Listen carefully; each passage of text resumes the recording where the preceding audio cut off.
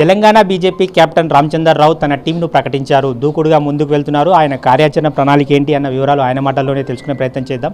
Telangana BJP కార్యాచరణ ప్రణాళిక ఏ విధంగా ఉండబోతుంది? ఇప్పుడు రాబోయే రోజుల్లో పార్టీకు అనేక కార్యక్రమాలు ఉన్నాయి.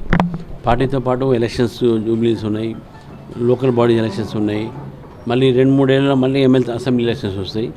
సో టీం అంతా కూడా వైపు సంస్థాగతమైనటువంటి ఒక నిర్మాణం, రెండో వైపు ఎలక్షన్స్ వైపు దృష్టి.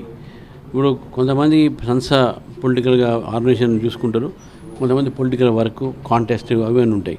సో కాబట్టి మేము ఫుల్ తయారీతో ముందుకు పోతాం. డెఫినెట్గా నా పూర్తి నమ్మకం ఉంది. యంగ్ అండ్ వైగర్ టీంతో పార్టీ ముందుకు పోతుంది.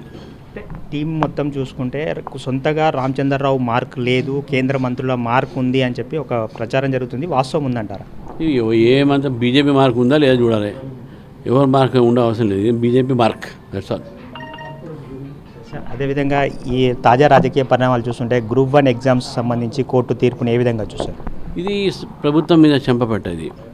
ప్రభుత్వము ఎగ్జామ్స్ నిర్వహించలేకపోతుంది, విద్యార్థి భవిష్యత్తుతో ఆడుకుంటుంది. పెద్ద ఎగ్జామ్స్ రాసిన పిల్లలు వాళ్ళ పేపర్ ఎవాల్యూషన్ సిస్టమ్ సరిగ్గా లేదు. దీంట్లో లాంగ్వేజెస్లో కూడా దీనికి డిస్క్రిమినేషన్ ఉన్నది. కాబట్టి ఇవన్నీ కూడా ప్రభుత్వం ఎగ్జామ్స్, గత ప్రభుత్వం లీకేజెస్లో దీంట్లో పబ్లిక్ సర్వీస్ కమిషన్ బదనాం చేసింది.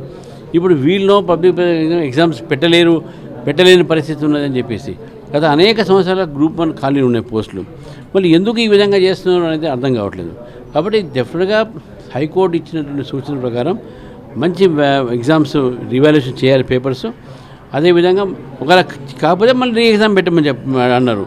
కాబట్టి ఇప్పుడు ఎవాల్యూషన్ కానీ అంటే మంచి వాళ్ళని ఎవాల్యూషన్ చేయించాలి, ఎక్స్పర్ట్స్ని ఎవాల్యూషన్ చేయాలి అని చెప్పేసి మేము భావిస్తా ఉన్నాం. ఇది డెఫినెట్గా ప్రభుత్వానికి ఒక చెంపబట్టలు అంటే నేను భావిస్తా ఉన్నాం. ఈ కార్ రేసింగ్ మీద కూడా ఏసీబీ తన దర్యాప్తును ప్రభుత్వానికి లేఖ రాసింది. దాన్ని ఎట్లా చూస్తారు సార్?